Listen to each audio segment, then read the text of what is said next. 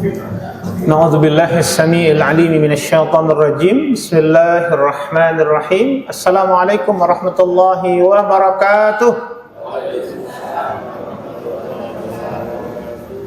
Innal hamdalillah nahmaduhu wa nasta'inuhu wa nastahdi wa na'udzu billahi min shururi anfusina wa min sayyiati a'malina. May yahdihillahu fala mudilla lahu wa may yudlil falan tajida lahu waliyyan mursyida.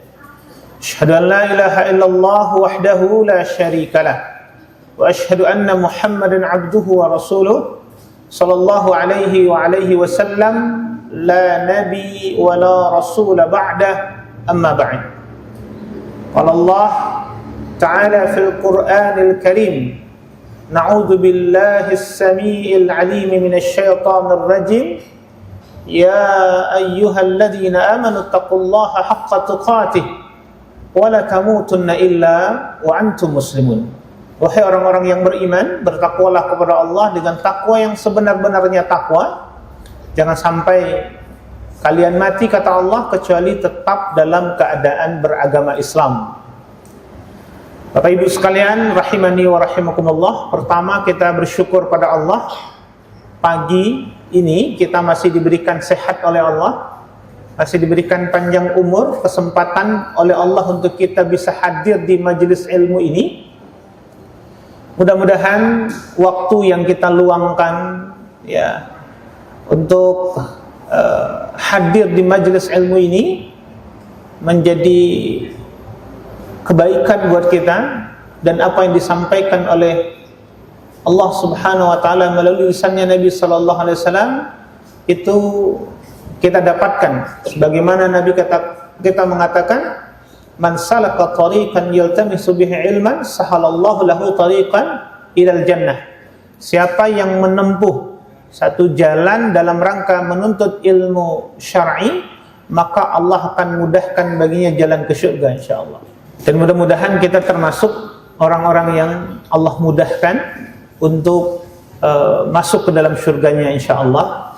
Ya tentu kemudian tidak hanya cukup dengan menghadiri kajian, tapi kemudian kita mengamalkan ilmu yang sudah kita dapatkan. Ya, mudah-mudahan nanti apa-apa yang telah kita amalkan itulah yang menjadi wasilah untuk kita mendapatkan rahmat dari Allah untuk dimasukkannya kita ke dalam surga. Karena kita tahu kita ini masuk surga ya, bukan semata-mata karena amalan kita. Ya, sebagaimana Nabi kita sallallahu alaihi wasallam mengatakan bahwasanya sungguh tidaklah seseorang itu dimasukkan ke dalam surga karena amalannya. Wala yujiru minan nar, dan juga tidaklah dia selamat dari api neraka juga bukan karena amalannya. Wala ana, kata Nabi, termasuk saya, kata Nabi. Saya ini masuk surga juga bukan karena amalan saya, kata Nabi. Illa birahmatin minallah, kecuali atas rahmat dari Allah Subhanahu wa taala. Jadi ibadah, kebaikan, ketaatan yang kita lakukan di dunia ini adalah wasilah untuk memantaskan diri kita untuk mendapatkan rahmat Allah Subhanahu wa taala di akhirat nanti. Ya. Maka usahakan perbanyak ibadah, perbanyak amal soleh kita, berusaha kita taat kepada Allah Ta'ala agar kita pantas mendapatkan rahmat Allah Subhanahu wa taala nanti di akhirat, dan dipantaskan juga kita untuk masuk ke dalam surganya insyaallah. Ya. Maka tentu Allah itu tidak zalim. Ya, Allah itu tidak zalim kepada kita.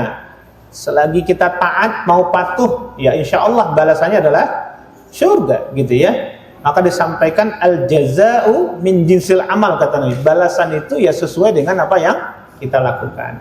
Makanya dikatakan kehidupan kita ini, Bapak Ibu sekalian, itu ada dua. Ya, jenis kehidupan kita itu ada dua. Kehidupan pertama adalah menanam, kehidupan yang kedua adalah memanen. Nah, di dunia ini adalah tempatnya kita menanam. Akhirat itu tempat kita memanen. Apa yang kita tanam di dunia, itulah yang akan kita panen di akhirat. Kita tanam kebaikan, kita tanam ketaatan, maka insya Allah yang akan kita panen adalah kebaikan-kebaikan, dan insya Allah surganya Allah itu. Tapi sebaliknya, kalau kita kemudian menanam keburukan, ya kelalaian, maka kemudian yang kita dapatkan yaitu, ya naudzubillah min dzalik, yang kita dapatkan adalah neraka itu. maka tanamlah kebaikan. Ya. Karena Allah Subhanahu wa taala mengatakan, "Inna rahmatallahi qaribum minal muhsinin." Sesungguhnya rahmat Allah itu amat dekat sekali kepada orang-orang yang melakukan kebaikan dan ketaatan. Ya. Jadi rahmat Allah itu dekat kepada orang-orang yang baik atau orang-orang yang melakukan ketaatan kepada Allah Subhanahu wa taala. Mudah-mudahan kita ya bisa istiqamah dalam kebaikan dan ketaatan sampai akhir hayat kita insyaallah. Ya. Karena ingat ada sabda Nabi, "Innamal a'malu bil khawatim."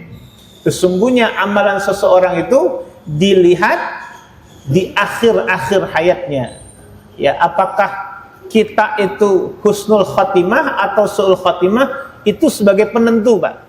Jadi penentu kita itu apakah surga yang kita dapatkan di hari kiamat atau neraka, itu dilihat di akhir-akhir hayat kita. Karena kata Nabi tadi, innamal a'malu bil khawatim. Karena sungguhnya amalan orang itu dilihat di akhir-akhirnya. Makanya Nabi pernah mengatakan, may yuridullahu bi khair ista'mal. Maka siapa yang Allah menginginkan orang itu berada dalam kebaikan atau kebaikan, maka Allah jadikan orang itu beramal. Maka sahabat bertanya kepada Nabi, apa maksud Allah jadikan orang itu beramal ya Rasulullah? Yaitu dibukakan bagi mereka pintu-pintu kebaikan, ya, pintu-pintu beramal soleh, sampai dan dia mengamalkannya dan dia mengikutinya, dan kemudian dia sampai meninggal dunia dan orang-orang yang ditinggalkan menjadi ridha kepadanya. Ya, yang diingat itu adalah kebaikannya. Orang memuji-muji kebaikan dan ketaatannya. Makanya di sini juga ingat, Bapak Ibu sekalian rahimakumullah, kita juga tidak boleh memandang orang yang kita lihat nih sekarang ini masih bergelimangan dosa dan maksiat. Tidak boleh kita memastikan, mengklaim orang itu pasti penghuni neraka. Gak boleh. Begitu juga kita yang sedang taat, sedang hijrah atau sedang berada dalam kebaikan saat ini, dalam kata jangan ujub, jangan sombong, karena kita juga nggak tahu akhir hayat kita. Karena begitu banyak orang-orang yang kemudian di masa hidupnya, di masa mudanya bergelimangan dosa dan maksiat, tapi qadarullah di akhir hayatnya dia bertaubat dan dia taat kepada Allah, dan dengan taubatan nasuha sehingga dia husnul khatimah. Dan tidak sedikit juga ada orang-orang yang mereka itu taat luar biasa, tapi kemudian di akhir hayatnya dia melakukan amalan penduduk neraka dan kemudian dia mati di atas itu, maka kemudian jadinya dia penduduk neraka. Sebagaimana Nabi pernah mengatakan bahwasanya ada orang-orang yang kemudian taat, yang bahkan sampai saking taatnya jaraknya dengan surga itu hanya sejengkal.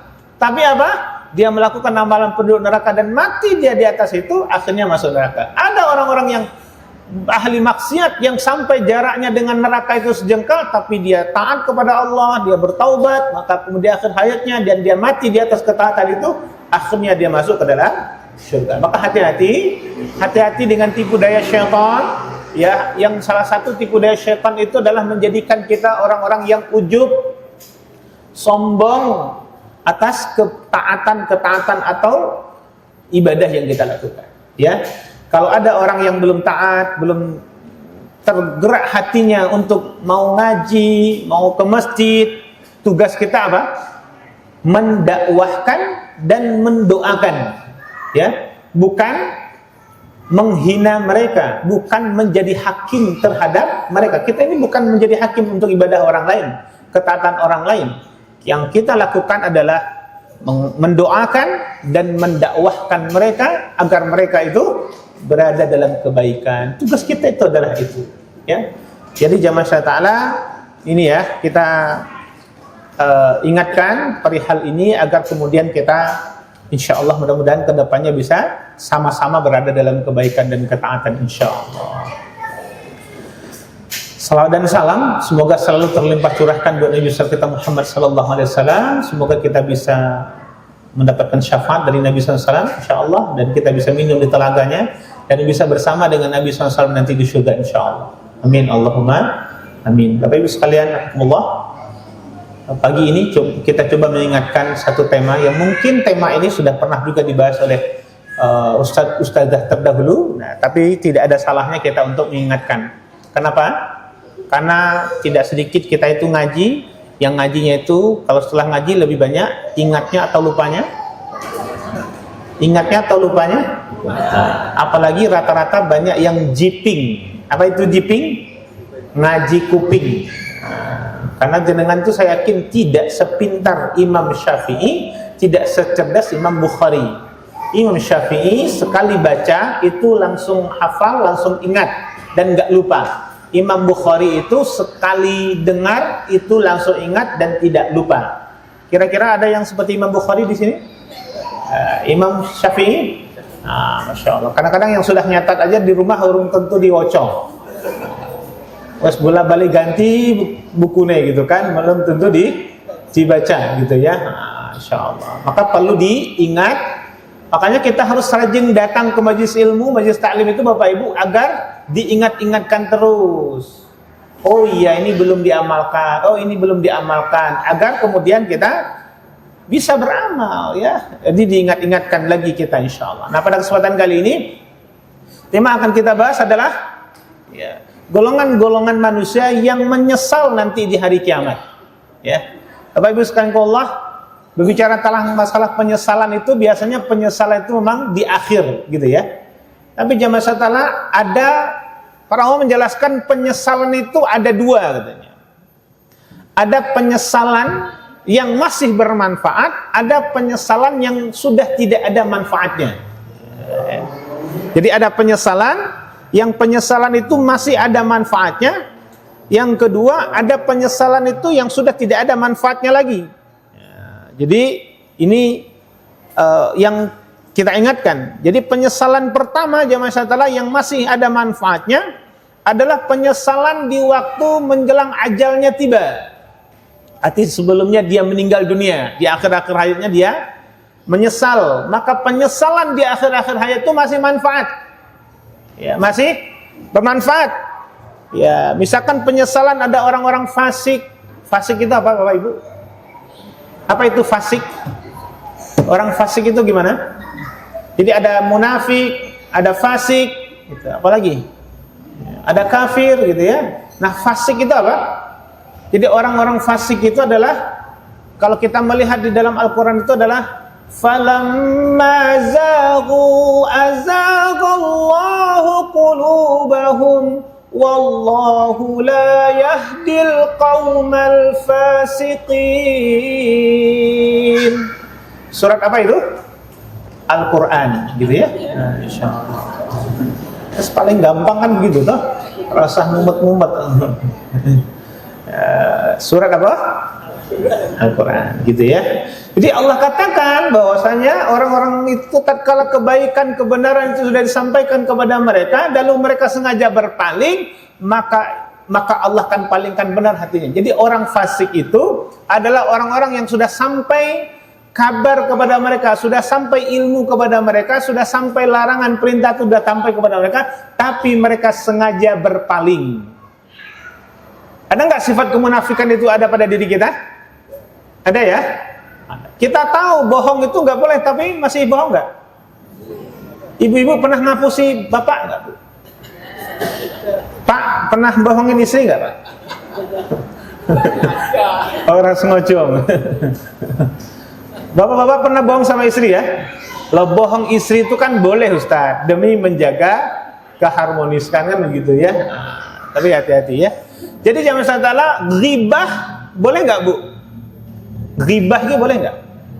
Ghibahin apa Bu? Hah? Oh. Membicarakan kejelekan orang lain, ya, membicarakan kejelekan orang. Boleh nggak Bu? Tapi masih nggak? Masih ya. Ini berarti ada tanda-tanda kefasikan. Masya Allah. Apalagi berarti ada yang dalam tanda kutip masih yang ember masih Bu? Ada ya? Kalau ada yang nitip, ada yang ngomongin kepada kita ini rahasia ya, jangan sampai diceritakan ke orang lain. Terus kita ngomong sama teman kita, iki ojo diceritakan loh, iki sampean wis ngerti. Ini ngomong lagi sama tetangganya, iki rahasia loh, ojo diomong kayak ini. Akhirnya sak dusun ngerti kabeh. Ada yang begitu? Wong teko? Kadang gitu ya. Makanya ibu-ibu kalau ngasih rahasia jangan sama orang yang ember ya. Yang kadang-kadang itu gatel lidahnya kalau nggak ngomongin sama orang gitu. Ini kadang-kadang ada tanda kefasikan itu. Jadi jangan salah, kembali kita ya. Jadi ada penyesalan yang masih bermanfaat, itu adalah penyesalan orang-orang yang sebelum ajal meninggal, ajalnya datang. Jadi di akhir-akhir hayatnya dia menyesal. Nah, penyesalan sebelum meninggal dunia itu adalah penyesalan masih bermanfaat. Artinya dia bertaubat kepada Allah Ta'ala. Ya, dengan taubatan nasuha. Ini penyesalan yang masih boleh nih. Karena berapapun besarnya dosa seorang hamba, kalau dia belum meninggal dunia, kalau dia bertaubat dengan taubat nasuha, Allah akan ampunkan. Ya, karena Allah itu Ghafurur Rahim. Allah itu Maha Pengampun lagi Maha Penyayang. Termasuk dosa syirik sekalipun, kalau dia bertaubat dengan sebenar-benar taubat, maka kemudian Allah akan ampunkan. Tapi dengan taubatan nasuha, sarannya yang pertama apa? Taubatan nasuha itu satu, mengakui kesalahan. Di taubat itu kita mengakui kesalahan kita, mengaku berdosa, akui dosa kita, kesalahan itu. Yang kedua adalah menyesali. Salah satu bentuk penyesalan itu betul-betul kita nangis. Jangan sampai kemudian kita itu, alhamdulillah Pak Ustadz, dulu waktu saya muda, nek mabuk-mabukan sudah, judi Ustadz sudah, terus kemudian apa-apa sudah Ustadz, sekarang alhamdulillah tinggal taubatnya. Itu bukan nyesel namanya. Itu namanya cerita tentang kejelekan. Dan termasuk ini ya Bu, termasuk saya ingatkan bapak-bapak, kalau jenengan, ini kadang-kadang biasa nih sering kita sama anak atau putu kita ya, apapun kejelekan-kejelekan jenengan di masa lalu, di masa muda, jangan menceritakan kepada cucu-cucu kita, jangan Pak. Karena ini termasuk bagian kita bermaksiat secara terang-terangan. Karena Nabi pernah mengatakan, kullu ummati mu'afan, semua kesalahan umatku akan dimaafkan illa mujahirina, kecuali orang-orang yang terang-terangan bikin dosa. Rasulullah melanjutkan dan mencontohkan seperti orang-orang yang sedang bermaksiat di malam hari, yang kemudian Allah tutupi maksiatnya, dosanya tersebut, dan kemudian namun orang ini pagi harinya diceritakan ke orang lain. Nah, diceritakan, kowe ngerti ra, aku ngene loh semalam ini. Nah, ini kata Nabi, ini termasuk orang-orang yang terang-terangan bikin dosa dan maksiat. Nah, kalau kita nih punya masa lalu yang kemudian naudzubillah min dzalik, ada dosa-dosa yang kita lakukan, gak usah dicerita-ceritakan sama anak cucu kita. Ya cukuplah Allah sudah tutupi, jangan sampai dibuka. Kadang-kadang kita itu gitulah. Ya, nek dulu nek Mbah Kakung ki yo nek ana jambu tangga yo tak ngene. Wah, akhirnya putune melu, oh Mbah Kakung mbiyen yo tak ngono kok. Jadi jangan diceritakan-ceritakan. Kan kita kepinginnya generasi kita itu berubah menjadi lebih baik. Jadi nggak usah diceritakan. Oke ya. Jadi penyesalan yang pertama adalah penyesalan yang masih bermanfaat, adalah penyesalan sebelum meninggal dunia, di akhir-akhir hayat kita. Menyesallah. Ya. Dan Masya Allah, ini adalah bagian dari bentuk taubat kita. Ketiga adalah berjanji tidak akan mengulangi dosa itu lagi. Yang keempat adalah mengiringi dengan ibadah atau ketaatan kita kepada Allah Subhanahu wa Ta'ala. Dan yang terakhir adalah dengan kita, cara taubatan nasuha itu, kalau kita punya dosa kesalahan dengan manusia, selesaikan segera. Karena kalau kita punya salah dengan manusia, selesaikan dengan manusia. Jangan selesaikan dengan, nggak bisa diselesaikan dengan Allah. Artinya bagaimana? Bapak Ibu, nggak bisa kita taubat untuk itu. Jadi taubatnya itu, kalau misalkan kita punya salah dengan manusia, misalkan kita ada hak orang lain yang kita ambil, harta orang lain yang kita ambil, cara taubatnya apa? Mengembalikan atau minta keridhaannya. Gak bisa, jadi dengan mengambil hak orang lain kemudian taubat, ya Allah, saya nyolong tanah tonggoku, ya Allah, taubat, ya Allah, taubat. Nah, tapi gak dibalik, itu sama aja, enggak. Itu namanya bukan taubat namanya itu. Ya. Apalagi kalau di kampung-kampung itu kan urusan tanah ini kan sensitif, Masya Allah, hati-hati. Jadi penyesalan yang pertama adalah penyesalan yang masih bermanfaat, adalah penyesalan menjelang kematian kita atau di akhirat, itu masih manfaat. Maka Bapak Ibu, kalau yang ingin nyesal, nyesallah sekarang, mumpung masih hidup. Apalagi yang sedang 60 atau 70 tahun ini nih, ya. Itu nyesal Pak, sesali dosa-dosa kita, taubat kepada Allah Ta'ala. Karena jenengan itu kalau 60, 70 itu meh Pak. Meh napa? Hah? Bayi arusnya karena amari ummati baina sittina wa sab'in, kata Nabi, umur umatku antara 60 sampai 70 tahun, dan sedikit sekali yang melebihi 70 tahun itu, gitu ya. Ya, walaupun nggak menutup kemungkinan yang muda duluan, ya. Ya, bisa jenengan duluan, saya belakangan, atau saya belakangan jenengan duluan, kan gitu. Ya, gitu ge. Bapak Ibu, kuri gitu. Ya, tapi nek jenengan duluan kan rasa ngejak-ngejak gitu loh. Ya sing kuwi rasa ngejak-ngejak gitu ya. Tapi jangan saudara, yuk nyesal kita tuh. Mumpung kita masih hidup, nyesal. Yang kedua, penyesalan yang kedua adalah penyesalan yang tidak bermanfaat, adalah penyesalan setelah kematian. Penyesalan nanti setelah di alam kubur, penyesalan nanti di hari kiamat, itu penyesalan yang sudah tidak ada manfaatnya. Maka ingat, saya katakan, satu-satunya tempat kita beribadah, beramal soleh, dan satu-satunya tempat kita bertaubat adalah di dunia ini. Kuburan akhirat itu adalah tempat pembalasan dari apa-apa yang kita lakukan, pertanggungjawaban apa yang telah kita lakukan. Apa kita sudah harus memanen apa yang telah kita tanam di dunia. Ayo kemudian kita tanam kebaikan. Terutama saya ingatkan Bapak Ibu, perbanyak amal-amal jariah. Banyak apa? Amal jariah, yang kita sudah meninggal dunia, pahala itu tetap mengalir, itu yang dicari. Ya. Sekarang ini saya lagi menggalakkan, ada beberapa pondok kemudian yang minta Al-Quran, Bu. Al-Quran untuk para pondok tahfiz ya. Maka kemudian itu untuk kemudian menjadi amal jariah. Ada yang wakaf Quran, Masya Allah. Ya. Jadi ini adalah amal jariah buat kita. Ya, amal jariah buat kita.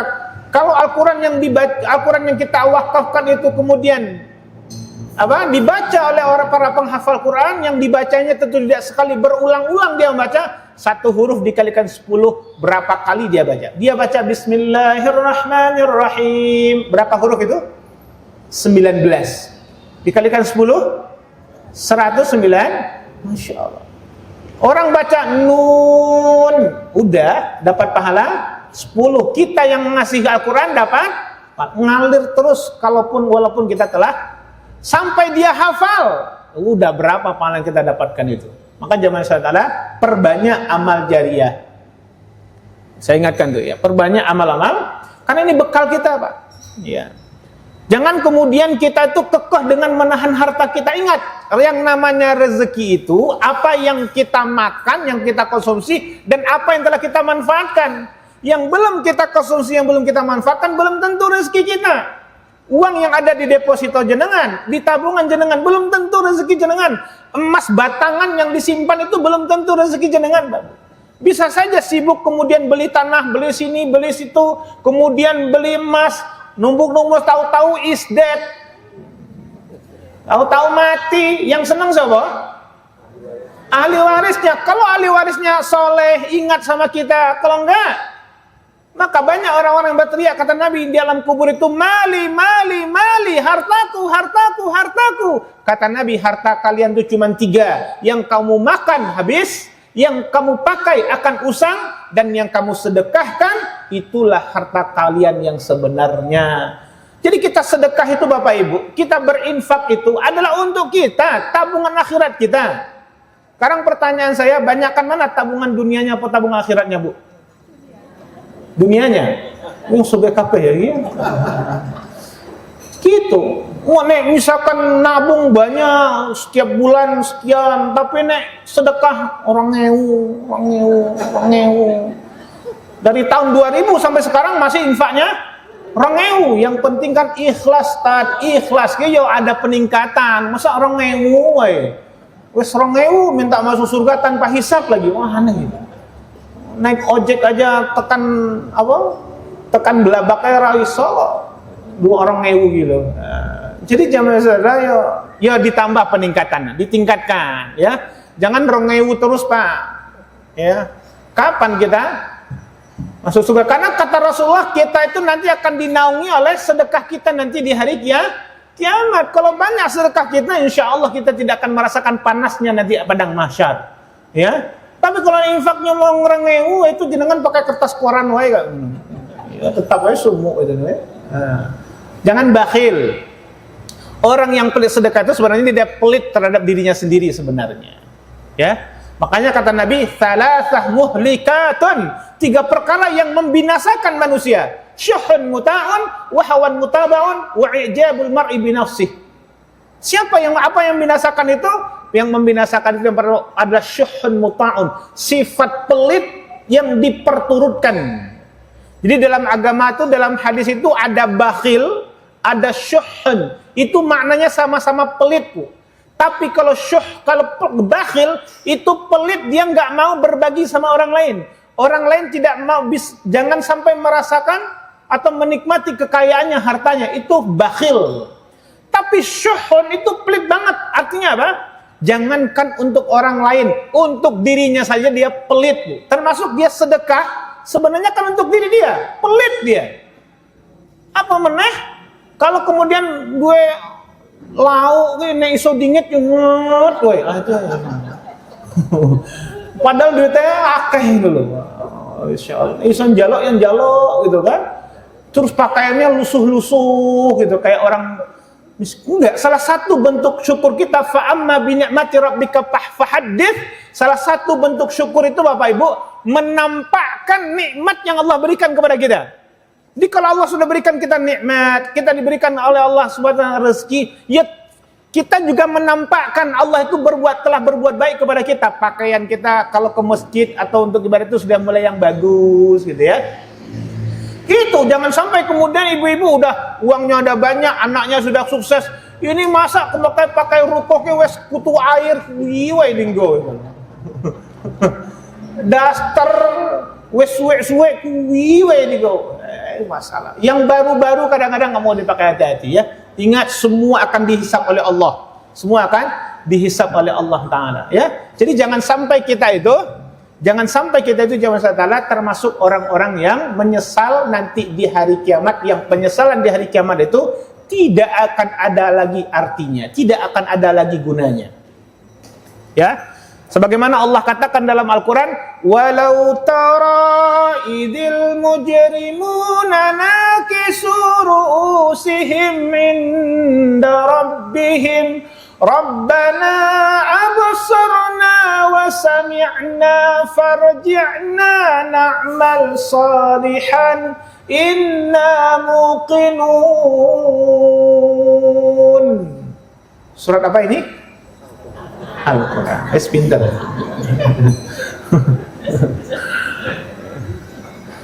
Jadi dalam surat Sajadah Allah katakan bahwa kata Allah, orang-orang yang kemudian kalian akan melihat nanti orang-orang yang berdosa itu akan tertunduk kepalanya di hadapan Allah nanti, dan kemudian akan digiring dia nanti ke tempatnya di neraka. Lalu dia melihat ke neraka itu lalu mengatakan, Rabbana absarna wa sami'na farji'na na'mal salihan inna muqin. Ya Allah, saya telah lihat, saya telah mendengar apa yang akan kau timpakan kepadaku. Maka kemudian farji'na na'mal salihan inna muqinun. Ya Allah, kembalikanlah saya ke atas dunia. Ya Allah, saya akan beramal soleh. Nah, ini penyesalan ini nggak ada artinya. Ya, jadi penyesalan itu yang di akhirat itu tidak ada artinya. Maka jamaah ta'ala, jangan kita termasuk orang yang menyesal yang kedua ini.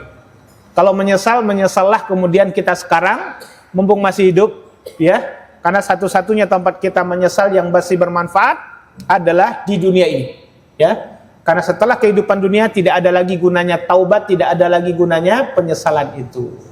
Jamaah sekalian, kemudian mereka yang menyesal itu siapa? Ya, pertama jamaah sekalian adalah penyesalan orang-orang yang tidak beriman.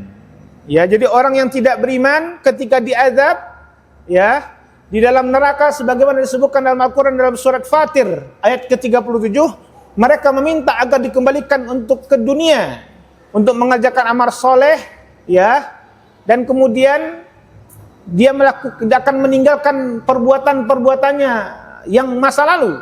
Namun Allah Subhanahu wa taala mengetahui seandainya mereka dikembalikan mesti diulangin juga tuh. Ya. Maka kemudian dikatakan dalam surat Fatih ayat 37, dan mereka berteriak-teriak di neraka, ya Rabb kami, keluarkanlah kami, niscaya kami akan mengerjakan amal saleh. Ya, Rabbana akhrijna na'mal salihan. Ya, ya Allah, keluarkanlah kami, niscaya kami akan mengerjakan amal saleh. Ya, berlainan dengan apa yang telah kami kerjakan. Dan apakah kamu tidak? Dan kata Allah, bukankah kami telah memanjangkan umurmu dalam masa yang cukup untuk berfikir bagi orang-orang yang mau berfikir? Itu Masya Allah. Maka Bapak Ibu, kalaupun doa minta panjang umur, jangan hanya kedar ya Allah panjangkan umur saya Allah, enggak. Minta ya Allah berikan saya panjang umur yang di dalamnya ada keberkahan. Apa makna keberkahan itu? Tanda umur yang berkah, tanda harta yang berkah itu adalah ziyadatul khair atau ziyadatul ta'ah. Apa itu? Yang membuat kita bertambah taat, yang membuat kita bertambah baik, bertambah soleh, itu yang namanya keberkahan. Itu namanya ilmu atau umur atau harta yang berkah itu. Jadi minta keberkahan dari umur kita itu agar kemudian kita disibukkan dengan ibadah dan ketaatan kepada Allah. Jangan minta ya Allah panjangkan umur saya Allah gitu kan. Kira-kira pingin minta panjang umur berapa? Ada yang pingin hidup 200 tahun nggak di dunia ini? Bu, ada yang pingin hidup 200 tahun nggak? Nggak ada. 150? 100? Nah, berarti kan enggak ya. Berarti kan udah paham nih. 100 saya gelem kok. Umurnya 100 tatat. 80 wes joyo wes kak ngene gitu. Ah, jasa taala. Jadi jamaah ta'ala, berarti kalau jenengan kalau sudah kemudian umur 100 saja nggak mau hidup di dunia ini 100 tahun, berarti kan jenengan sudah harus apa? Harus siap-siap. Ya, siap-siap minta sama Allah ya. Minta sama Allah agar kemudian kita istiqomah dalam kebaikan. Ya, ini harus paham. Karena kita jenengan hidup sampai 100 tahun aja nggak mau gitu kan. Berarti kan kalau sekarang 60 atau 70 ya sudahlah, siap-siap ya. Berarti sudah siap di apa? Siap dipanggil kan begitu toh? Siap dipanggil. Karena begitu ya. Nah, jadi siapkan itu. Maka Allah sudah ingatkan kepada kita, ya ayyuhalladzina amanu taqullah wal tanzur nafsum ma qaddamat lighad wattaqullah innallaha khabirum bima ta'malun. Wahai orang-orang beriman, bertakwalah kepada Allah dan hendaklah kalian memperhatikan apa yang akan kalian bawa besok setelah kematian. Ya. Rasul katakan al-kayyisu man dana nafsahu wa amila lima ba'dal maut.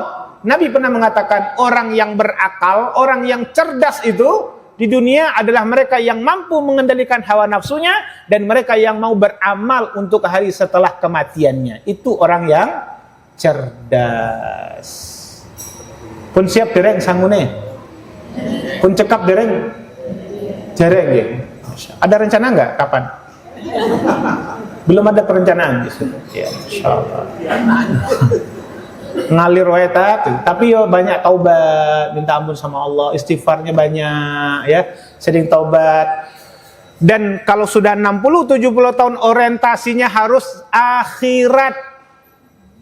Jangan mikirin dunia lagi, rasa terlalu ngayo. Makanya saya katakan ibu-ibu, bapak-bapak kalau sudah 60 70 tahun itu kemudian kurang-kurangi baper. Apa itu baper? Bawa perasaan. Karena kan orang-orang semakin tua tuh Pak gampang-gampang sensitif dia. Ya, gampang-gampang bawa perasaan gitu kan. Belum telat aja ngasih naruh air, naruh nasi kadang-kadang baper. Anaknya kadang-kadang lupa ngirim apa ya baperan. Akhirnya mikir. Terus yang kedua, kalau sudah 60 70 yuk mulai-mulai dablek. Apa Pak? Takon dablek boy. Rasa terlalu dipikirkan anak kita, cucu kita jangan terlalu dipikir.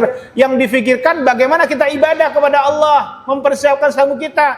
Jangan sampai banyak orang tua itu kadang tensinya naik, kemudian asam uratnya kambuh, kemudian asam lambungnya naik, gara-gara semua dipikir.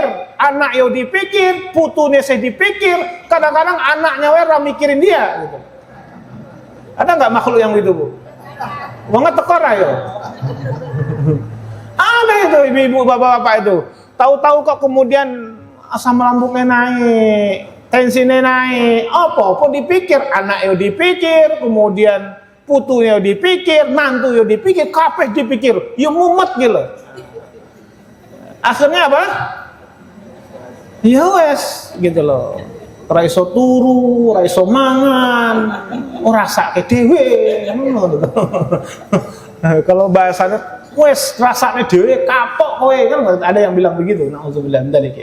Tapi jangan salah, ya mulai itu gitu. Orientasinya akhirat. Maka usahakan fokuslah untuk melakukan kebaikan dan ketaatan itu. Jangan lagi dunia juga yang terlalu difikirkan juga. Ya. Fokus tuh. Makanya saya katakan kalau bapak-bapak nih, ibu-ibu, saya katakan kalau udah 60-70 tahun itu jauhkan perbuatan yang tidak manfaat. Nih ono jatilan rasa teko. Nah ono topeng ngerang rasa teko, Pak. Apa manfaatnya? Manfaatnya apa? Kalau kita pikir-pikir manfaatnya apa? Kan kurang manfaatnya. Bukan kita melarang perbuatan itu ya, tapi manfaatnya kurang. Apa mana ono acara dangdutan rasa teko? Ya. Acara pasar malam ya rasa teko lah gitu kan. Ikut-ikut pasar malam nih masuk angin minta kerokan gitu loh. Ya. Ini kan kita harus berpikir, Pak, manfaat banget. Karena Nabi katakan kepada kita, min husni islamil mar'i tarkuhu ma la ya'nihi. Tanda baiknya Islam seseorang itu adalah tatkala dia telah meninggalkan sesuatu yang tidak bermanfaat baginya. Kira-kira manfaat enggak? Enggak. Main catur, ini manfaat enggak? Ngentek-ngentek ke waktu, gitu ya. Manfaatnya kurang. Para ulama mengatakan makruh tuh main catur itu sampai begitulah dikatakan ya. Karena ingat, sedetik yang Allah berikan kepada kita itu modal bagi kita untuk beribadah dan beramal soleh. Ya, ingat kata Nabi SAW, khairun nas man tala umruhu wa hasuna amaluhu. Sebaik-baiknya manusia mereka-mereka yang panjang umurnya dan baik amalannya. Wa syarrun nas, dan seburuk-buruknya manusia yang dipanjangkan umurnya namun jelek amalannya. Jangan sampai kemudian kita itu masih kemudian menyia-nyiakan kesempatan yang masih Allah berikan kepada kita. Ya. Maka dari itu, jadi penyesalan pertama adalah bagi orang-orang yang menyesal itu adalah orang-orang yang tidak beriman kepada Allah Ta'ala. Ya, dia tidak beriman kepada Allah. Yang kemudian yang kedua adalah orang-orang yang tidak mau mendengarkan kebaikan. Jadi penyesalan manusia yang kedua adalah penyesalan manusia yang sudah mati dan dia di alam kubur adalah dia tidak mau mendengarkan nasihat, tidak mau mendengarkan kebaikan. Maka kemudian dikatakan dalam surat Al-Mulk, takadu tamayyazu minal ghaiz kullama ulqiya fiha fauju sa'alahum khazanatuha alam ya'tikum nadhir qalu bala qad ja'ana nadhirun fakadzabna wa qulna ma nazzalallahu min syai' in antum illa fi dhalalin kabir. Maka dalam surah Al-Mulk ayat yang ke-8 sampai 10 dikatakan hampir saja neraka itu meledak karena marah. Setiap kali ada orang yang ada sekumpulan orang yang dilemparkan ke dalam neraka, penjaga-penjaga neraka itu bertanya kepada mereka, apakah belum ada yang pernah memberikan kepadamu peringatan terhadap hal ini di dunia? Lalu mengatakan, qalu bala qad ja'ana nadhirun fakadzabna. Lalu mengatakan, benar sungguh yang memberikan peringatan itu sudah datang kepada kami, tetapi kami aja yang mendustakannya. Kami saja yang enggak mau mendengarkannya, dan Allah tidak akan menurunkan sesuatu apapun, ya dikatakan dan Allah tidak menurunkan sesuatu apapun, kamu sebenarnya berada dalam kesesatan yang nyata. Maka sampai sekarang itu lalu Allah katakan qalu law kunna nasma'u naqilu ma kunna fi ashabis sa'ir. Dan mereka berkata, sekiranya dahulu kami mendengarkan dan memikirkan peringatan itu, tentulah kami tidak termasuk penghuni neraka yang menyala-nyala ini. Jadi kalau ada nasihat, ada orang yang mengantarkan kebaikan, dengarkan, ya, ikuti. Karena ingat, al-haqqu mir rabbikum fala takunanna minal mumtarin. Yang hak itu pasti datangnya dari Allah, jangan kita ragu sedikit pun. Jadi kalau kebaikan ada yang menasihati atau itu kita dengarkan dan kita ikuti. Ya.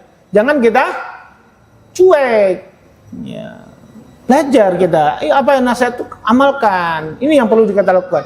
Karena jangan sampai kita nanti yang disebutkan dalam surah Al-Mulk tadi, bahwasanya ada orang-orang yang dilemparkan ke dalam neraka sampai neraka itu sampai sampai dalam keadaan hampir meledak karena marahnya gitu. Orang-orang yang masuk neraka sampai dikatakan oleh penghuni neraka itu atau penjaga neraka ditanya, apakah dulu nggak ada? Kenapa kamu masuk neraka? Apakah waktu kamu di dunia itu nggak ada yang menasihati kamu? Tidak ada yang kemudian mengingatkan kamu? Ada, sudah ada. Sebelah balik dikandani, tapi apa? Angel gitu kan. Makanya Allah katakan, walaqad zara'na li jahannama katsiran minal jinni wal ins lahum qulubun la yafqahuna biha wa lahum a'yun la yabsiruna biha wa lahum azanun la yasma'una biha ulaika kal an'am bal hum adall ulaika humul ghafilun. Sungguh kata Allah, yang akan menjadi kayu bakar api neraka jahanam itu nanti adalah kebanyakan dari jin dan manusia. Siapa mereka? Mereka yang telah diberikan hati oleh Allah, tapi dia digunakan hatinya itu untuk beriman, tidak digunakan hatinya itu memahami ayat-ayat Allah. Ya, yang kedua telah diberikan mata, tapi tidak digunakan matanya itu melihat kebaikan, melihat kemudian ayat-ayat Allah. Kemudian mereka telah berikan telinga, tapi tidak digunakan telinganya itu untuk mendengarkan kebaikan, tidak digunakan telinganya itu untuk memenuhi seruan-seruan Allah Ta'ala.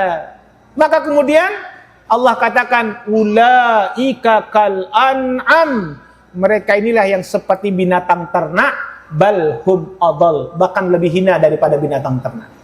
Ulaika humul ghafilun, inilah orang-orang yang lalai waktu di dunia.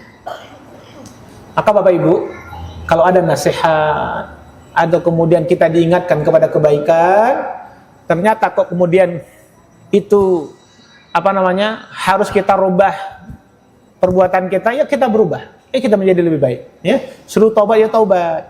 Tinggalkan perbuatan kita, ya tinggalkan, gitu ya. Jangan ngeyel, jangan susah dikandani, gitu ya. Karena yang nasihatin itu adalah Allah. Maka Ali bin Abi Thalib pernah mengatakan, undur ma qala wala tanzur man qala. Lihat yang disampaikan, jangan lihat orang yang menyampaikan. Kalau yang disampaikan itu nasihat kebaikan, ketaatan, ya kita sami'na wa ata'na, jangan sami'na wa pikir-pikirna, gitu ya. Nah, ini perlu ya diingatkan. Jadi orang yang menyesal nanti di hari kiamat adalah orang-orang yang tidak mau mendengarkan kebaikan, tidak mau mendengarkan nasihat. Itu pasti orangnya nyesal, ya. Nggak mau diajak ngaji, ini masalah. Nggak mau ikut pengajian, tapi kalau ngomong agama sok pinter. Itu ada juga tuh yang kayak gitu, ya. Terus ngerti kabeh. Sopo sing ngaji, wah Ustadz kuwi lho, wah kayaknya aku luwih pinter daripada Ustadz. Rasaku sama lu ae. Wis ngerti kok. Hati-hati ya. Itu orang-orang yang menyesal nanti di hari kiamat. Yang kedua, yang ketiga, orang yang menyesal dari kiamat itu adalah orang-orang yang mengingkari hari kiamat. Nggak percaya dia dengan hari kiamat. Sebagaimana di dalam surat Yasin ayat yang 52 dikatakan, qalu ya wailana man ba'athana min marqadina hadza ma wa'ada ar-rahman wa sadaqal mursalun. Ya. Mereka berkata, aduh celakalah kami. Siapakah yang membangkitkan kami dari tempat tidur kami di alam kubur? Maka dikatakan, inilah yang dijanjikan Rabb yang Maha Pemurah dan membenarkan Rasul-Rasulnya. Jadi artinya orang yang mengingkari, nggak percaya dengan hari kiamat, ini pasti nyesel. Karena kenapa? Karena bagaimanapun kita di alam kubur, setelah alam kubur pasti kita akan melewati hari kebangkitan. Setelah dibangkitkan, digiring semua ke padang mahsyar. Di padang mahsyar 50.000 tahun kita lama di padang mahsyar. Nanti setelah itu, yang setelah digiring kita yaumil hisab. Catatan amal kita itu dikumpulkan, dihisab. Ya, dikumpulkan tuh semua catatan amal kita. Ya. Makanya dan setelah itu digiring lagi ke yaumil mizan, ditimbang. Fa amma man khaffat mawazinuhu fahuwa fi 'ishatir radiyah. وَأَمَّا مَنْ خَفَّتْ مَوَازِينُهُ فَأُمُّهُ هَاوِيَةٌ وَمَا أَدْرَاكَ مَا هِيَ نَارٌ حَامِيَةٌ. Jadi orang-orang yang timbangan kebaikannya itu lebih berat daripada timbangan keburukannya, ini orang beruntung nih, masuk surga nih. Tapi orang-orang yang timbangan keburukannya lebih berat daripada timbangan kebaikannya, dilemparkan dia ke dalam neraka hawiyah. Wa ma adraka ma hiya? Tahukah kalian apa neraka hawiyah itu? Narun hamiyah, neraka yang apinya menyala-nyala atau apinya yang menyambar-nyambar. Nauzubillahi min. Maka Bapak sekalian, semua kita ini, semua perbuatan kita akan kita pertanggungjawabkan, akan dihisab oleh Allah. Semua kita, dan ada dikatakan apa? Kalla bal tukadzibuna biddin wa inna 'alaikum lahafizin kiraman katibin ya'lamuna ma taf'alun. Allah katakan setiap kita ini ada malaikat yang nyatet, yang nulis. Masya Allah tuh. Dan apa yang kita kerjakan di atas dunia ini akan ada tulisannya, ada tulisan yang dicatat oleh malaikat, yang kanan yang baik mencatat kebaikan, yang kiri mencatat keburukan kita. Kira-kira malaikat yang paling sibuk nulis yang mana? Hah? Kanan atau kiri, Pak? Moga-moga yang kanan ya, yang kiri mudah-mudahan sibuknya ngapus saja gitu ya. Tapi usahakan Pak, kita semua akan kita pertanggungjawabkan nanti di hadapan Allah. Ya maka perbanyak ibadah, perbanyak amal saleh, sibuk dengan ketaatan kita, nggak usah terlalu komen dengan urusan orang lain, nggak usah gosip, nggak usah ngurusin rumah tangga orang lain, apa boleh bojo wong ngerasa diurus, mana ya, urusin bojone dhewe wae, ngono kan? Itu kadang-kadang ada yang masalah itu, ada bapak-bapak itu Bu, masya Allah, kalau bojone tonggo niki apik. Tindakan nggih Mbak, nggih masya Allah ngatas-atas nggih. Giliran karo bojone arep nandi kowe, lunga-lunga wae. Ada enggak bapak-bapak yang kayak gitu? Oh ngetek ora, Bu? Enggak lah ya, insyaallah. Ini waktu muda gitu kan, waktu muda kalau bangun di situ yang beb, ayo bangun gitu ya. Saya niki, hei, tangi. Ora turu wae. Insyaallah. Tapi bukan bapak-bapak di sini ya. Insyaallah jauh di sana, nggak tahu nek balik nih. Bapak Ibu sekalian rahimani wa rahimakumullah. Jadi orang yang menyesal yang tadi adalah orang yang tidak mendengarkan apa? Nasihat, tidak mendengarkan kebaikan. Dan kemudian orang yang mengingkari hari kiamat. Dan kemudian orang-orang yang menyesal saja orang-orang yang enggan bersedekah waktu di dunia, yang pelit sedekahnya. Aja kuwi sing 2.000 kayak gitu loh. Nek tuku apa mie ayam 15.000 ya ono duite gitu kan. Tapi nek sedekah boleh sih, bukan menjelekkan yang 2.000 ya, tapi boleh, tapi ya insyaallah ya. Tapi kalau misalkan apa namanya? Kalau kita punya uang berlebih, uang rezeki banyak, ya jangan 2.000 lah. Ada peningkatan. Ya, sungguh terlalu. Misalkan kayak Pak Anies itu sedekahnya 2.000 itu keterlaluan itu. Minimal tingkat keikhlasan Pak Anies itu tingkat mulainya keikhlasan itu paling ya 1.000 lah. Ya. Insyaallah ya. Jamaah yang setelah, jadi jangan kita bakhil. Jangan kita pelit. Maka dalam surat Al-Munafiqun pun Allah katakan nanti orang-orang di alam kubur itu juga ada yang berteriak-teriak, ya Allah, seandainya Engkau menunda kematian kepadaku hanya sebentar saja, ya Allah, saya akan bersedekah. Saya akan bersedekah, masya Allah. Jadi jangan sampai kita itu termasuk orang-orang yang menyesal. Bahkan dalam hadis Nabi pernah mengatakan, telah menceritakan kepada kami Abu Hurairah radhiyallahu an, berkata seorang laki-laki datang kepada Nabi sallallahu alaihi wasallam. Lalu dia berkata, "Wahai Rasulullah, sedekah apakah yang paling besar pahalanya? Beliau menjawab, kamu bersedekah ketika kamu dalam keadaan sehat dan dalam keadaan kikir, dan takut menjadi fakir dan berangan-angan jadi orang kaya. Maka janganlah kamu menunda-nunda bersedekah itu hingga tiba ketika nyawamu berada di tenggorokan, lalu kamu baru mengatakan, si fulan itu begini, si fulan ini, padahal harta apa itu adalah untuk si fulan. Jangan sampai kalian nanti kalau sudah mau meninggal dunia, iki lemah yang kono, ini buat sini, ini buat sini. Jangan sampai baru begitu. Tapi sebelum tatkala kita sehat, tatkala kita kaya, yuk bersedekahlah. Karena ingatlah Bapak Ibu, semua yang Allah berikan kepada kita di atas dunia ini dari semua nikmat itu adalah sarana untuk kita beribadah, sarana untuk kita beramal saleh. Toh kata Nabi juga pernah mengatakan, manakasat sadaqatun mil mal, tidak akan pernah berkurang harta-harta kalian yang telah kalian sedekahkan itu, tidak akan mengurangkan harta kalian, tidak akan mengurangi harta kalian. Toh tidak ada sejarahnya ada orang miskin gara-gara sedekah, jatuh miskin gara-gara sedekah, itu nggak ada sejarahnya. Allah sudah menjanji akan menggantinya lebih banyak, itu janji Allah. Kenapa kita masih ragu? Ya, makanya kadang-kadang kita ini Bapak Ibu, kadang-kadang kita dengan Al-Quran itu baru sebatas yakin membaca, baru sebatas yakin mendengar, baru sebatas yakin menyampaikan, tapi terkadang kita belum yakin untuk mengamalkannya. Ya, ini sedekah semono nanti, wah tenang lah, diganti Allah rayo.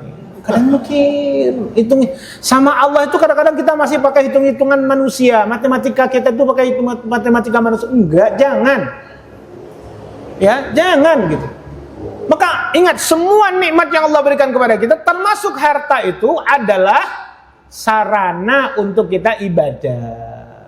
Kullu ni'mah la tuqarribu minallahi azza wa jalla fahiya baliyah. Setiap nikmat yang tidak mendekatkan diri kepada Allah atau yang tidak digunakan untuk mendekatkan diri kepada Allah, nikmat itu nanti akan menjadi baliyah, menjadi petaka untuk kita sendiri.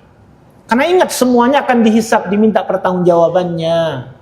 Jangan pelit lah, jangan karena kalau kita pelit sedekah itu sebenarnya kita pelit untuk diri kita sendiri. Banyak keutamaan sedekah. Kalau kita rajin sedekah, insya Allah Pak, akan disehatkan tubuh kita. Karena dawu mardakum bis sadaqah, obatilah sakit-sakit kalian itu dengan sedekah. Dan sedekah terbaik, terutama bapak-bapak, sedekah terbaik atau harta yang terbaik itu yang dikeluarkan adalah nafkah kepada anak istri. Itu nafkah terbaik, itu sedekah terbaik. Karena Nabi mengatakan, seorang suami tak kalah memberikan nafkah kepada anak istrinya, itu nilainya seperti sedekah di sisi Allah. Maka kalau para suami paham ini, tidak ada alasan untuk pelit sama anak istri, Pak. Setuju Pak, Bu? Ada nggak suami yang pelit itu, ada nggak Bu? Mau ngeteko Bu? Insya Allah ratu. Ini kadang-kadang tuh untuk hobi ini ono duitnya, tapi ini untuk nyangoni bojo ini ono duit. Makanya sama ibu-ibu tuh sering saya kisahkan kisahnya Hindun itu. Ya, Hindun itu suaminya kaya, yaitu Abu Sufyan, tapi nggak memenuhi kebutuhannya gitu. Lalu kemudian ngadu sama Rasulullah, ya Rasulullah, boleh nggak saya ngambil uang Abu Sufyan tanpa sepengetahuannya? Kata Nabi, kalau Abu Sufyan itu pelit, ya boleh, katanya. Jadi kalau suami pelit, boleh nyolong? Setuju nggak Bu? Ya gitu, hadisnya kan begitu Bu. Jadi kalau suami pelit, istri boleh ngambil uang suami tanpa sepengetahuannya, tapi sebatas kebutuhan saja. Ojo dinteke. Ya, ditanya. Karena masalahnya Ustaz, kalau ditanya minta duit, orang duit, rano terus. Ya, pas dia mandi atau kau ambil dompetnya 2 lembar kan orang ngerti gitu kan.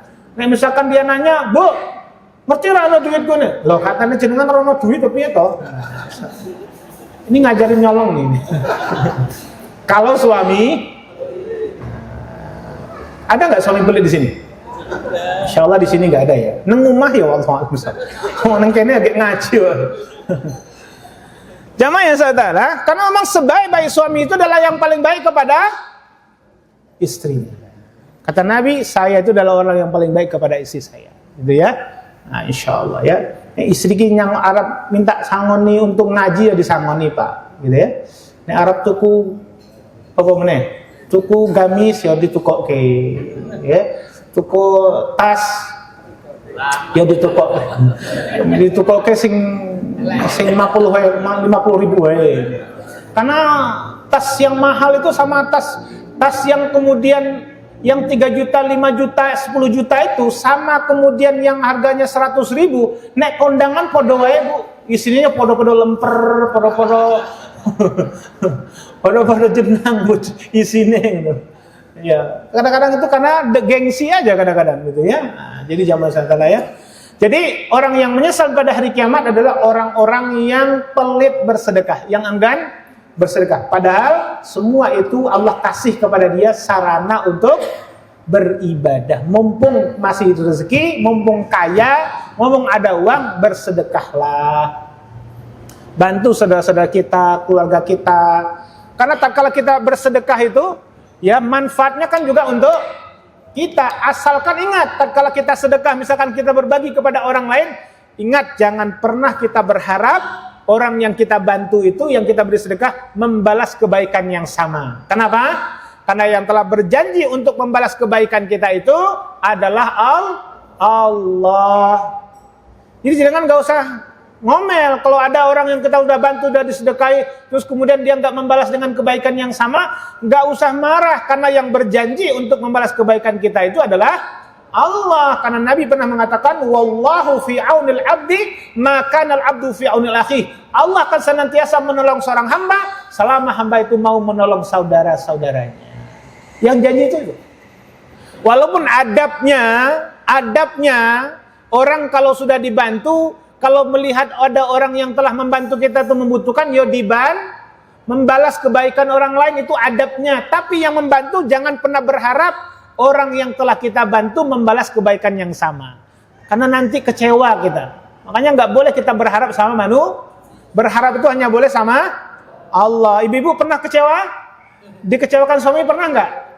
Hah? Halo? Yang pernah dikecewakan suami berarti dengan hanya berharap sama suami. Makanya berharapnya sama Allah gitu ya. Karena suami itu milik Allah. Kalau kemudian suami itu pelit, ya sudah serahkan saja kepada Allah. Ya Allah, balik ke ya Allah. Kalau dia nggak mau balik ke rumah saya, atau balikkan saja ke tempat ke dirimu ya Allah. Ada yang doa gitu. Jamaah setelah selanjutnya, orang-orang yang menyesal pada hari kiamat adalah orang-orang yang waktu dunia enggan melaksanakan sholat. Sholat. Nah ini kita sudah tahu nih. Apalagi termasuk tidak hanya tidak melaksanakan, lalai saja. Kata Nabi, dia kata Allah dalam Al-Quran, nanti di hari kiamat itu ditanya, kenapa kamu masuk ke dalam neraka sakar? Lalu dia mengatakan, saya masuk ke dalam neraka sakar adalah karena disebabkan karena kelalaian saya dalam melaksanakan sholat. Saya lalai dalam sholat. Lalai itu dua maknanya. Pertama, lalai dalam masalah waktu. Ya, lalai dalam masalah waktu. Yang namanya penyakit ngkose. Mana? Kose lah, burung kampung, ngkowai lah. Ya, itu namanya penyakit kose. Ya. Ada kemudian kelalaian itu dalam urusan dalam tatkala sholatnya, yaitu dalam sholat dia tidak mengingat Allah, ya. Atau kemudian banyak dia dalam sholatnya itu lalai untuk memikirkan urusan dunia. Ini termasuk juga lalai dalam sholat. Nah, artinya di sini jangan salah. Orang yang menyesal itu adalah orang yang tidak mengerjakan sholat, apalagi tatkala dia sehat atau sakit. Jadi penyesalan manusia setelah mati di alam kubur itu adalah karena dia tidak mengerjakan sholat, terutama sholat lima waktu. Waqimus shalah wa atuz zakah warka'u ma'ar raqi'in. Apalagi ingat, amalan yang pertama kali dihisab nanti di hari kiamat adalah sholat. Rasul pernah mengatakan begini, man taraka salatil asar faqad habita amaluhu. Siapa yang sengaja meninggalkan salat asar, maka hapuslah semua kebaikannya. Satu saja salat yang ditinggalkan menggugurkan semua kebaikan, apalagi 5 waktu enggak salat. Ya. Makanya orang-orang yang nggak sholat itu, Bu, walaupun dia rajin sedekah, bantu fakir miskin, anak yatim gitu ya, lalu kemudian dia bantu banyak orang, tapi dia nggak sholat, maka semua kebaikannya tadi habba'an mansura, seperti debu-debu yang berterbangan, nggak ada artinya. Jadi orang yang sholat itu nggak ada pahala untuknya, walaupun dia melakukan kebaikan apapun, nggak ada pahala untuknya, nggak ada. Karena dia meninggalkan tiang agama. As-salatu imaduddin, salat itu tiang agama. Jadi nggak ada tiangnya, gimana tuh bisa berdiri itu bangunan? Maka dia termasuk orang-orang yang menyesal nanti pada hari kiamat. Dan bahayanya orang-orang yang tidak sholat itu akan dilemparkan dia ke dalam neraka yang insya Allah nerakanya tanpa hisab. Masuk nerakanya tanpa itu bisa terjun payung itu, Bu, ya. Langsung. Jadi orang yang nggak sholat itu masuk nerakanya tanpa hisab. Hati-hati itu, ya. Mana apa? Amalannya nggak ada pahalanya untuknya. Nggak sholat kok gitu kan. Makanya orang nggak sholat, maka ada dua tuh. Kenapa nggak sholat? Ada sebab. Kalau saat yang pertama, kalau dia nggak sholat karena mengingkari wajibnya sholat, makanya orang ini matinya, kalau dia mati kafir. Dan kalau dia mati, tidak ada kewajiban kita menyolatkan jenazahnya.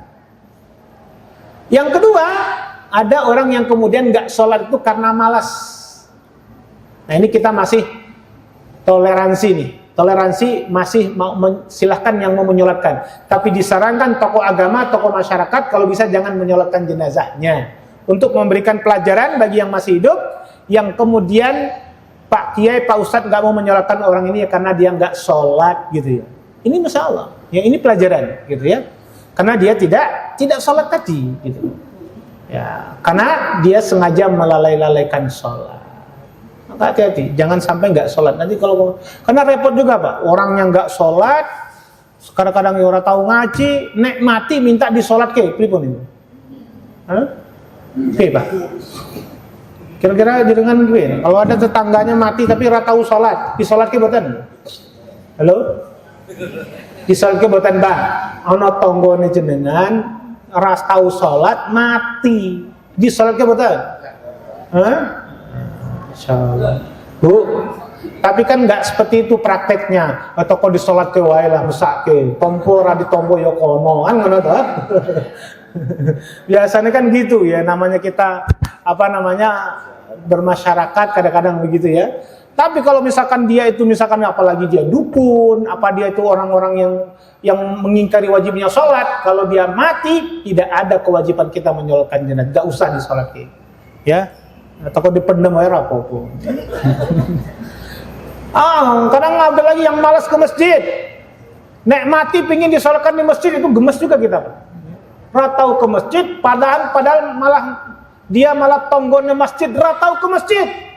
Nek mati pingin disolatkan di masjid, ini juga kadang-kadang gemes juga itu.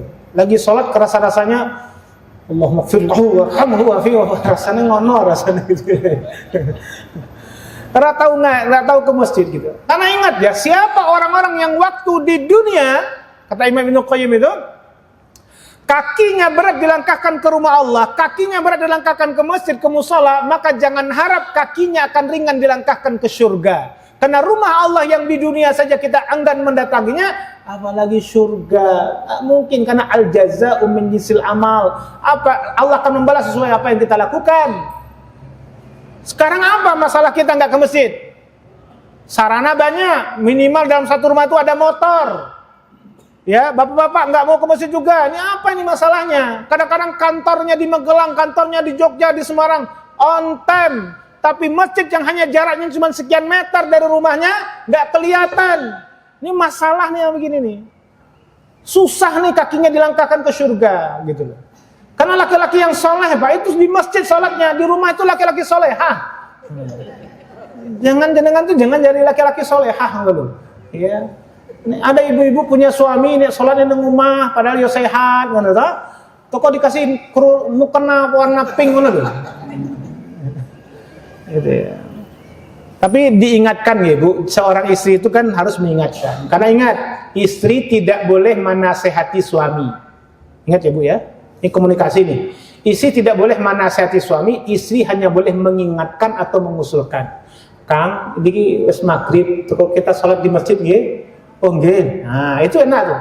Daripada, Mas, mau jenengan ke sholat di masjid, wong lanang ini masjid lho, nek kangono ki mesti patu nang omahnya. Ya Allah tat, lambe bojoku tat turah-turah katanya. Insyaallah. Diingatkan Bu, ya, diingatkan. Karena kan jenengan itu kita semua sama istri kita itu kan pingin menjadi sesurga. Nah, maka diingatkan. Makanya Nabi pernah mengingatkan tuh, seorang istri itu kata Nabi, suami istri itu kalau pingin ke surga, kata Nabi ada amalan. Contohnya, apa kata Nabi? Apabila kalian bangun di malam hari untuk tahajud, maka kemudian bangunkan suamimu. Kalau suaminya nggak mau bangun, ambil air dicipratkan ke wajah. Begitu juga seorang suami bangun malam hari tahajud, kalau isinya nggak mau bangun, ambil air dicipratkan ke wajah isinya agar bangun tahajud. Tapi ingat, jangan langsung diamalkan, diomong-omong kesek. Ya, ini ada hadis tadi Ustadz Rosid menyampaikan begini, gimana kita sepakat ya Pak, yang beb, gitu kan?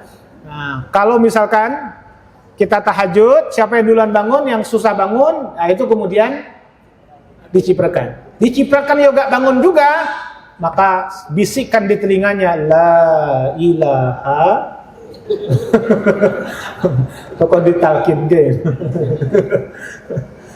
Masya Allah ya. Tapi ya mungkin dicipratkan itu kemudian jalan terakhir Pak.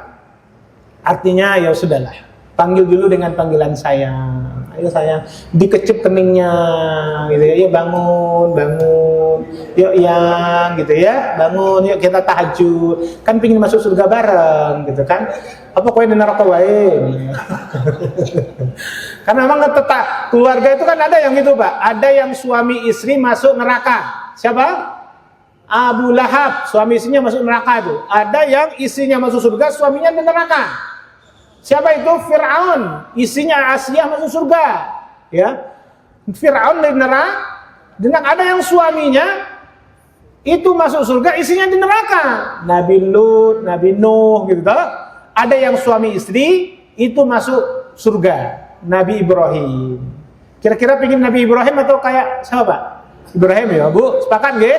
Tapi Ibrahim tuh bojone loro ya Bu. Isinya 2. Pripun? Oleh ra? Ya wis kayak Firaun wae tat gitu. Ojo, berarti jenengan pingin suaminya masuk neraka, jenengan masuk surga sendiri gitu. Gitu ya, insyaallah. Mudah-mudahan ya suami istri masuk surga. Nah, ya tadi. Ya usahakan untuk semangat untuk melaksanakan sholat, jangan sampai tidak melaksanakan. Terakhir ya, ini masih banyak sebenarnya. Saya tambah satu lagi adalah orang yang menyesal nanti pada hari kiamat adalah orang-orang yang kata Nabi SAW suka mengadu domba. Jadi penyesalan bagi manusia yang sudah mati di alam kubur itu adalah orang-orang yang suka mengadu domba dengan menyebarkan kabar bohong, hoak hingga memicu pertengkaran sesama. Makanya Ibnu Abbas berkata, Rasulullah SAW pernah lewat di dekat 2 kuburan. Lalu beliau bersabda, sungguhnya keduanya sedang disiksa nih. Keduanya disiksa bukan karena dosa besar. Yang satu disiksa karena dia kencing nggak cawe. Yang kedua, sementara satunya diazab gara-gara suka mengadu domba. Kemudian beliau selesai mengambil sebatang dahan kurma yang masih basah. Beliau kemudian lalu belah menjadi 2, kemudian menancapkan pada masing-masing kuburan. Para sahabat bertanya, wahai Rasulullah, kenapa engkau melakukan itu? Semoga sisaan keduanya diringankan selama batang pohon kurma ini basah. Tapi ingat ya, ini khusus sama Rasul. Jadi jangan sampai jenengan melu-melu. Makanya kadang-kadang ada tuh ngambil pohon ditancapkan di atas kuburan. Katanya mumpung ini akan meringankan azab, enggak ya. Ini khususan Rasulullah SAW. Jadi kembali kita ya.